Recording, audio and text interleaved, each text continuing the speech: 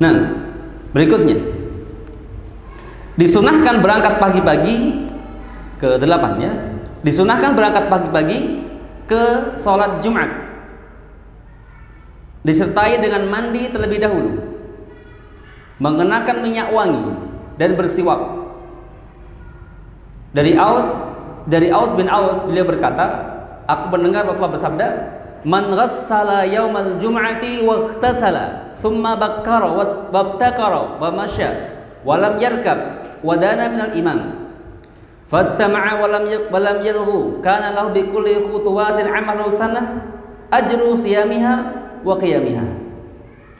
Barang siapa yang mandi, yaitu dengan berkeramas pada di Jumat, dan mandi secara total, kemudian berangkat di awal waktu dan mendapatkan awal khutbah, dia berjalan dan tidak berkendara, kemudian dia mengambil tempat duduk dekat dengan imam, lalu menyimak serta tidak berbuat sia-sia, maka dengan setiap langkahnya dia mendapatkan pahala 1 tahun, lengkap dengan pahala puasa dan sholat sunnah malamnya.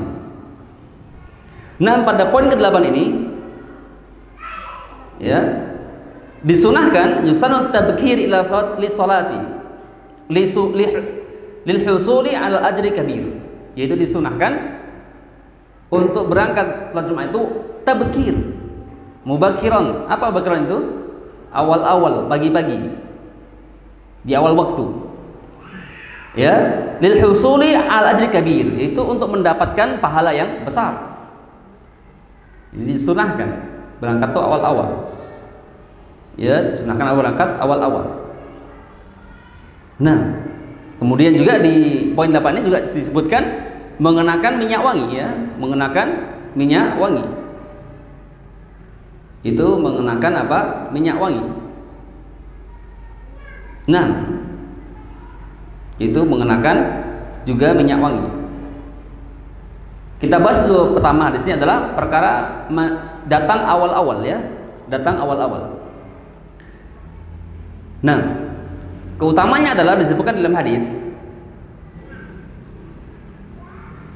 tentang keutamaan mendapatkan pahala yang besar, yaitu hadis sahih riwayat Bukhari juga Muslim.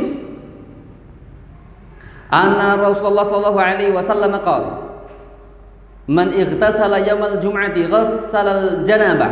Lihat di sini ya, barang siapa yang mandi Jumat ya, barang siapa yang mandi Jumat ghassul jinabah, yaitu mandi apa? Jinabah. Jadi sifatnya mandi Jumat itu seperti mandi junub, sama, tidak ada perbedaan. Summa raha fi sa'atil ula, kemudian dia berangkat ke masjid ya, fi sa'atil ula, pada jam yang pertama, artinya dia di awal berangkat, bersegera. Faka'annama qarraba badana, seakan-akan dia sedang berkorban unta. Wa man raha fi sa'ati tsaniyah faka'annama qarraba baqarah, barang siapa yang berangkat di jam yang pertama, fi sa'ah tsaniyah, di jam yang kedua, faka'annama qarraba baqarah, seakan-akan dia berkorban seekor baqarah. Apa baqarah? Sapi. Wa man raha fi sa'ati salisah, barang siapa yang pergi di waktu atau di jam yang ketiga, as-salisah, faka'annama qarraba kabshan aqran, seakan-akan dia berkorban kambing yang bertanduk.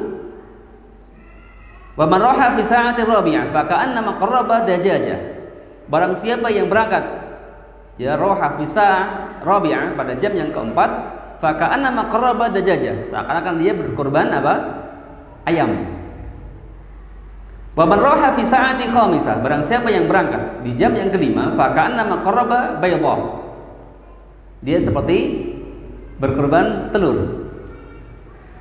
Nah, fa idza kharajal imam hadratil malaikatu yastami'una adz-dzikra, ketika imam keluar untuk berkhutbah, maka para malaikat pun mendengarkan, nah, yaitu khutbah, mendengarkan khutbah. Nah, bahwasanya hadis ini menunjukkan tentang keutamaan orang yang berangkat awal sama yang akhir itu berbeda pahalanya. Berbeda apa? Pahalanya. Semakin dia berangkat awal, maka dia semakin besar keutamaannya. Semakin besar apa? Keutamaannya. Nah, bahkan diberi pahala seperti orang yang berkorban unta. Kemudian seperti berkorban sapi.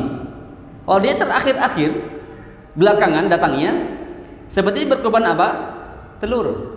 Tapi ingat jamaah semuanya, ini hadis bukan maknanya bolehnya berkorban selain kambing. Nanti Ustaz boleh saya korban ayam tahun depan. Kenapa? Ini hadisnya katanya. Tidak ya. Ini hanya menunjukkan keutamaan orang yang sholat Jumat di awal-awal sama di akhir. Nah, wa qala aidan, dan juga disebutkan hadis yang lain, man ghassala yaumal jum'ati wa ightasala. Man ghassala, barang siapa yang mandi keramas. Ghassala sama ghassala itu beda ya. Ghassala itu ada tasdid. Ghassala sama ghassala itu beda. Bedanya apa? Kalau ghassala itu mandi. Apa ya? Artinya ya mandi dengan sangat. Terjemahnya apa itu? Mandi keramas. Kalau ghassala hanya mandi biasa. Ya, barang siapa yang mandi keramas kemudian sholat Jumat. Wa bakkara wabtakara, kemudian dia berangkat awal-awal pagi-pagi. Ya. Nah, kemudian kana lahu bikulli khutwatin yakhtuha ajru sanah siyamuha wa qiyamiha. Maka setiap langkahnya dia berjalan menuju ke masjid itu akan diberi pahala. Nah, akan diberi pahala 1 tahun pahala puasa dan juga 1 tahun pahala sholat sunnah malam hari. Subhanallah. Ini besarnya orang yang hadir di sholat Jumat. Nah, maka usahakan antum berangkat awal-awal. Nah, kapan lagi praktek sunnah gitu loh. Jangan nunda. Jangan. Tapi awal-awal coba praktek. Ya, awal-awal. Jangan pas adzan baru datang. Ya kan? Dan jangan pula datang awal tapi ngobrol di luar masjid, di teras ngobrol dulu sampai rokokan. Ini lebih parah lagi gitu. Iya. Tapi berangkat awal-awal di masjid. Nah, ya. Karena di setiap pintu masjid itu juga ada malaikat. Malaikat yang menjaga. Malaikat yang menjaga dan juga mencatat orang-orang yang hadir untuk sholat Jumat. Sebagaimana yang Nabi sabdakan di hadis sahih riwayat Bukhari dan juga Muslim, "Idza kana yaumul jum'ah, kana 'ala kulli babin min abwabil masjid malaikah." Apabila pada hari Jumat, kana 'ala kulli babin min abwabil masjid, pada setiap pintu-pintu masjid, ya, pada tiap masjid al malaikah, yaitu ada malaikat. Setiap pintu masjid ada malaikat. Kalau pintunya 6 ya malaikatnya ada di situ. Malaikat ya. Nah, ngapain itu malaikat? Yaktubunal awwal fal awwal. Akan menulis, mencatat siapakah orang-orang yang berangkat di awal-awal. Ditulis oleh para malaikat. Fa idza jalasa al imamu tawu as-suhuf waja'u yastami'una dzikra. Ketika seorang imam yaitu khatib, ya, nah, duduk di mimbar, malaikat itu tawu as-suhuf, menutup apanya? Bukunya. Waja'u yastami'una dzikra, dan malaikat itu setelah tutup bukunya dia mendengar apa? Khutbah Jumat. Maka berarti orang-orang yang terlambat datang Jumatan pas saat imam duduk di mimbar, maka dia telah kehilangan keutamaan yang banyak. Dia telah kehilangan keutamaan yang banyak sekali. Nah, bahkan juga kalau ada orang itu senantiasa membiasakan diri memperlambat datang Jumatan, dia akan diancam. Apa ancamannya? Dia akan terakhir masuk apa? Surganya. Diakhirkan masuk surganya. Nah, ini ancaman ya bagi orang yang sengaja memperlambat datang untuk sholat Jumat. Dalilnya mana? Nah, perhatikan ya. Dalilnya hadisnya Hasan, rawahu Abu Dawud dan juga Ahmad. Qala Rasulullah SAW, "Ukhduru adz-dzikra wadnu minal imam." Ukhduru adz-dzikra, hadirlah. Ya, datangilah. Adz-dzikra yaitu khutbah. Khutbah Id, khutbah Jumat. Wadnu minal imam, dan duduklah dekat bersama imam. Kalau teman-teman mau duduk dekat imam di shaf pertama, itu datang awal atau datang terakhir? Datang awal. Ya, datang awal-awal. Enggak mungkin antum terakhir langsung ke depan. Enggak mungkin. Ya, datang awal-awal. Wadnu minal imam, duduk dekat dengan imam. Fa inar rajula la yazalu yataba'adu hatta yuakhiru fil jannah wa in dakhalaha. Fa inar rajula la yazalu yataba'adu, tidak seorang senantiasa yataba'adu, menjauh dari apa? Dari imam. Ya, menjauh dari imam. Dia datangnya lambat sengaja. Ya. Hatta yuakhiru fil jannah, maka dia akan diakhirkan kemana? Masuk surga. Wa in dakhalaha, kalau seandainya dia masuk surga. Lihat nih ancamannya. Kalau kita surga itu tempat kenikmatan ya, surga itu ya. Tempat yang penuh dengan kenikmatan-kenikmatan di surga. Allah sediakan buah-buahan yang banyak sekali.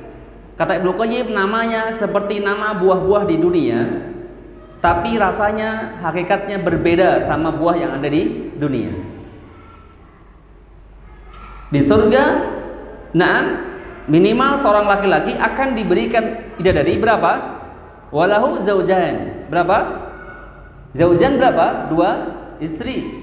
Itu minimal. Selain istrinya di dunia. Nah, subhanallah, tempat kenikmatan. Di sana nggak perlu kerja, mau nikmat makan, nggak perlu kerja. Berbeda ke dunia ini ya, kita mau makan misalnya, kita butuh kerja, butuh cari duit. Mau makan jeruk, kita butuh beli. Kalau di surga tidak usah beli. Allah sediakan. Allah sediakan. Di sana juga banyak sekali minuman. Ada minuman air putih yang safi, yang bersih. Kemudian ada sungai madu, sungai susu, sungai khamar. Khamar yang diminum di dunia ini mungkin memabukkan ya. Mungkin saya nggak tahu, yang tahu aja ya. Memabukkan, bisa menghilangkan akal, merusak pikiran. Tapi khamar di surga tidak memabukkan, tapi lezat, enak bagi yang minumnya. Nah, ya, muda terus, tidak bakalan tua. Kuat terus, tidak bakalan lemah di surga. Nah, ya, itu tempat kenikmatan, maka bersegeralah untuk masuk ke surga tersebut. Jangan mau diakhirkan. Yang lain sudah ratusan tahun masuk surga, lah malah belakangan. Apa sebabnya? Bisa jadi karena apa? Terlambat sholat Jumat. Ini ancaman. Terlambat saja bisa diakhirkan sholat Jumat. Bagaimana dengan orang-orang yang mengerjakan dosa-dosa, mengerjakan maksiat-maksiat, apalagi berbuat kekufuran, kesyirikan, justru diharapkan atasnya surga. Nah, ya, dan cita-cita kaum muslimin semuanya yaitu masuk surga Allah Subhanahu wa taala. Nah, cita-cita kita semuanya itu masuk surga Allah Subhanahu wa taala. Nah, kemudian di poin 8 juga ini disebutkan mengenakan minyak wangi dan juga bersiwak. Menggunakan minyak wangi dan juga bersiwak. Nah, ya, menggunakan minyak wangi dan juga bersiwak. Bersiwak itu disyariatkan, disunahkan setiap mau wudu, setiap mau sholat. Nabi bersabda, laula an asyqa ala ummati la amartum bisiwaki inda kulli wudu'in au inda kulli sholatin. Kalau seandainya tidak memberatkan umatku, maka akan kuperintahkan dia untuk bersiwak setiap hendak mau wudu atau hendak mau sholat. Ini nas yang jelas sekali, tegas sekali bahwasanya siwak itu disyariatkan setiap mau wudu atau mau sholat. Nah, kemudian memakai wangi-wangian ya, memakai wangi-wangian.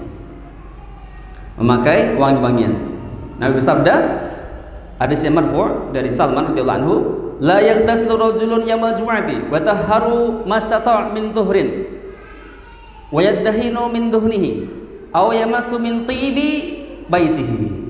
Qala Ibnu Hajar, man tahara al-muradu bihi al-mubalaghah wa tanzif wa yukhadu min aqfihi al-ghusli al-muradu bihi tanzif bi akhdhi syarib wa dhufri wal 'ana. Nah, ya, tidaklah seorang mandi dari Jumat dan membersihkan dirinya mastata'a min tuhrin, yang dia mampu dari mencapai hal-hal yang membersihkan dirinya, badannya. Apa diantaranya? Yaitu seperti memotong kukunya, memotong kuku yang panjang dipotong, memendekkan kumisnya, ya, memendekkan apa? Kumisnya, jangan dibalik, kumis dipanjangkan, jenggot dipotong. Yang benar kumis dipendekkan, jenggot dibiarkan.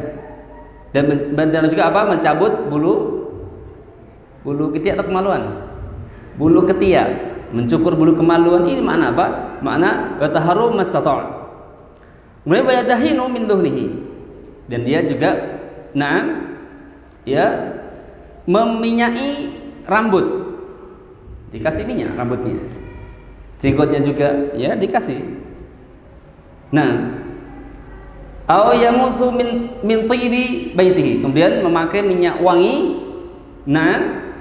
dari rumahnya. Nah, Allah al-insaf ila huna.